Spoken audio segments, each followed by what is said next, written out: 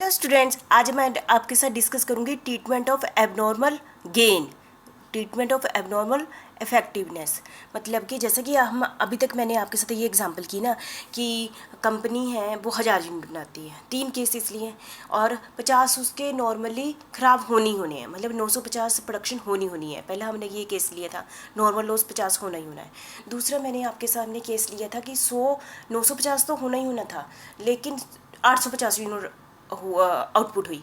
तो इसका मतलब क्या हुआ, 950 के बाद जितने भी लॉस हुए वो किसके कारण हुए, एबनॉर्मल लॉस हुआ। वो क्या हुआ, एबनॉर्मल लॉस हुआ, मतलब कि किसके बाद, नॉर्मल लॉस के बाद। ठीक है, तो पर यूनिट कॉस्ट जो हमने नॉर्मल लॉस को के समय की है, पर यूनिट कॉस्ट वैसी ही रहनी है। मतलब कि जो हमने नॉर्मल लॉस के समय क्या किया, total cost minus scrap value divided by units minus normal loss. 950 ऊपर 10,000 माइनस 250 तभी करना है यदि स्क्रैप वैल्यू होगी, यदि स्क्रैप वैल्यू नहीं होगी तो 10,000 डिवाइडेड बाय 950। क्लियर है, इससे पर यूनिट निकालनी है, चाहे एबनॉर्मल लॉस जितना मर्जी हो, चाहे 500 यूनिट हो, पर यूनिट कॉस्ट यदि 500 यूनिट भी एबनॉर्मल लॉस हो जाते हैं, 500 मल्टीप्लाई बाय ये वाली पर यूनिट कॉस्ट से मल्टीप्लाई बाय करना है। ऐसे ही सेम ट्रीटमेंट इसमें एबनॉर्मल प्रॉफिट में भी ऐसे ही करना है।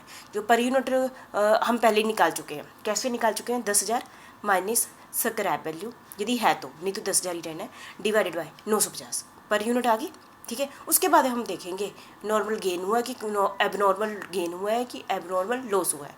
यदि एबनॉर्मल गेन हुआ है तो इसको हमने उल्ट एंट्री करनी है जो एबनॉर्मल लॉस की हुई है। एबनॉर्मल लॉस को हमने कहाँ दिखाया था, क्रेडिट साइड दिखाया था ना प्रोसेस अकाउंट का, इसको हम डेबिट साइड दिखा देंगे। ठीक है, बस और कुछ नहीं है, सिंपल है, बस यही है। एबनॉर्मल गेन क्या होता है कि जितने यूनिट हमने सोचा था कि नॉर्मल लॉस के बाद 950 यूनिट होंगे, है ना, 950 यूनिट होंगे, लेकिन हो कितने गए, 1050 यूनिट हो गए, 100 ज़्यादा हो गए। 950 होने चाहिए थे, 100 ज़्यादा हो गए, 1050 हो गए, मतलब 50 तो लॉस होना ही था, है ना। तो कितने हो गए, 1050 हो गए। तो 100 यूनिट क्या हो गए, एबनॉर्मल गेन हो गया। तो abnormal gain 100 multiply by per unit cost जो हमने पहले निकाली है, कैसे, 10,000 minus scrap value divided by 950, इसे पर यूनिट कॉस्ट आ गई। और पर यूनिट कॉस्ट को 100 से मल्टीप्लाई बाय करके, मतलब इसका वर्किंग नोट वैसे ही रहना चाहिए कि एबनॉर्मल लॉस का भी और एबनॉर्मल गेन का भी।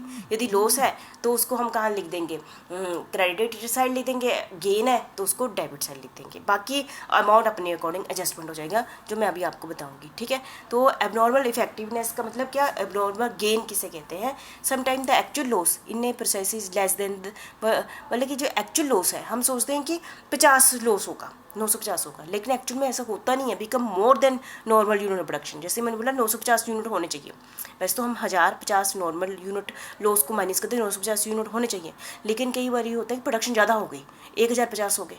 ठीक है, the difference between actual production कितनी होगी, 1050, एंड नॉर्मल प्रोडक्शन कितनी थी, 950। तो इसको हम क्या कहते हैं, एबनॉर्मल गेन कहते हैं। ठीक है, क्लियर है। The unit of abnormal effectives are entered in the debit side of process account. जो लॉस को हम कहाँ दिखाते थे, क्रेडिट साइड, और इसको क्या दिखाना है, debit side in unit column. ठीक है, now we should proceed to find out the normal cost of the unit of abnormal effectiveness. This can be done by dividing the normal cost of the process by normal unit, ये आपको बता ही दिया, 10,000 divided by 950, and then multiply by the result of unit of abnormal effectiveness. जैसे यहाँ पर मैंने example ली 100 की। ठीक है, ऐसे निकाल लेंगे।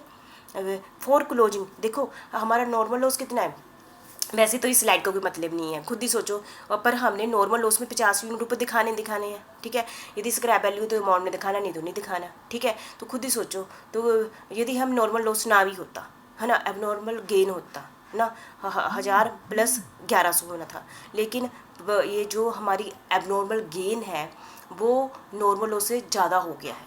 ठीक है, तो वो अपने आप एडजस्टमेंट हो जाएगा। फिर भी ये कहते हैं, क्या कहते हैं, देख लेते हैं।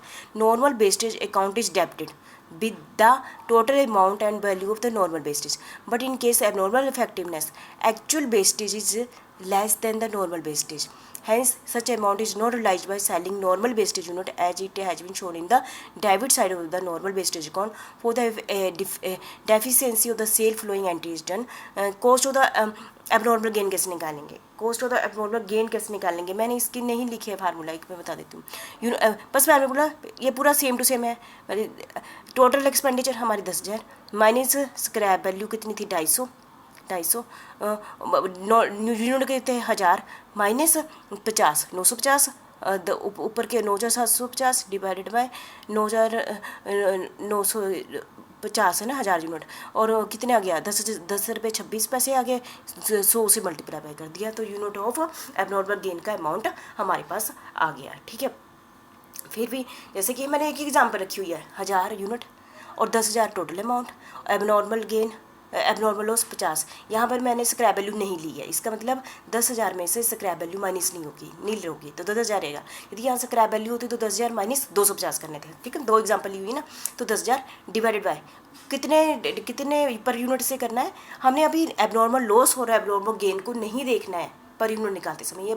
ये रट्टा लगा लो, जब आपने पर यूनिट निकालना है तो एबनॉर्मल को नहीं देखना। ठीक है, सिर्फ नॉर्मल को देखना, बस बाकी सब कुछ भूल जाओ, एबनॉर्मल की कोई एंट्री नहीं करनी। नॉर्मल की एंट्री करने के बाद आप चलो वर्किंग नोट पर। वर्किंग नोट में आपने देखा 10,000 टोटल अमाउंट था और 1000 यूनिट बनाने थे, है ना।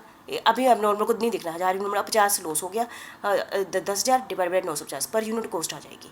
पर यूनिट कॉस्ट आ गई तो क्या करना, per unit cost multiply by 100, per unit cost multiply by 100 करके यहाँ अमाउंट ले दिया। ठीक है, और कुछ नहीं करना, 10,000 वो वाली को जो भी अमाउंट आ गया उसको ऐड करके यहाँ लिख दिया और 1100 यहाँ लिख दिया। यहाँ अपने आप 50 आ गए, यहाँ पर अपने आप नीचे से तो 1100 बराबर कर दिया, जितने बैलेंस अमाउंट आ गया वो यहाँ लिख दिया, और चाहे जो भी बैलेंस अमाउंट यहाँ टोटल होगा वो बैलेंस अमाउंट यहाँ आ जाएगा। क्लियर है, प्रोसेस स्टेप्स बता दिए आपको क्या करना है। आपने एबनॉर्मल लॉस और एबनॉर्मल गेन को नहीं देखना, आपने किसको देखना है, पर यूनिट निकालते समय नॉर्मल लॉस को देखना है और नॉर्मल स्क्रैप वैल्यू को देखना है। तो कैसे निकालनी है, अमाउंट देखना, टोटल अमाउंट देखा, इधर को ऐड किया, अमाउंट डाल गया, इसमें से अमाउंट माइनस करना था कौन सा, स्क्रैप वैल्यू का, पर नहीं करना, क्यों, क्योंकि यहाँ पर नील है, 10,000 आ गई थी, 250 तो 250 माइनस करना था 10,000 में से। ठीक है, तो नीचे क्या करना है, सिर्फ नॉर्मल लॉस को, यूनिट कितने बनाने थे 1000 पर 50 क्या हो गए खराब हो गए तो 950 लेने, सिर्फ नॉर्मल वाले को देखना है, पर यूनिट आ गया। उसके बाद हम एबनॉर्मल की तरफ, पर यूनिट निकालने के बाद एबनॉर्मल की, यदि एबनॉर्मल लॉस होता तो हमने वो 100 यूनिट मल्टीप्लाई बाय ये वाला रेट लगा देना था।